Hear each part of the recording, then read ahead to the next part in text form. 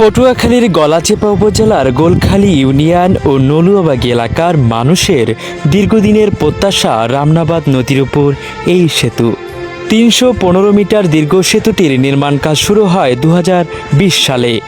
প্রকল্পের ব্যয় ধরা হয় ৫৬,৪৫,০০,০০০ টাকা। পরিকল্পনা ছিল ২০২২ সালের মধ্যেই শেষ হবে নির্মাণ কাজ, কিন্তু ২০২৬ সালে এসেও সেই সেতু পুরোপুরি তৈরি হয়নি। অর্থাৎ নির্বাচিত সময়ের প্রায় ৪ বছর পরও অসম্পূর্ণ মানুষের এই স্বপ্নের সেতু। ২ দফা সময় বাড়ানো হলেও কাজ এগিয়েছে ধীর গতিতে, আর এর খেসারত দিচ্ছে সাধারণ মানুষ। প্রতিদিন নৌকায় নদী পার হয়ে চলতে হচ্ছে। বর্ষায় উত্তাল নদী, দুর্ঘটনার ভয়, আর সবচেয়ে বড় কষ্ট জরুরি রোগী নিয়েও সময় মতো চিকিৎসা কেন্দ্রে পৌঁছাতে না পারা।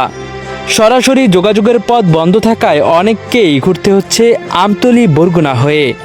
৬ বছর কেটে গেছে। সেতু কি এবার সত্যি মানুষের কষ্টের অবসান ঘটাবে? ভিডিওটি ভালো লাগলে অবশ্যই আপনার মূল্যবান মন্তব্য কমেন্ট করে জানাবেন।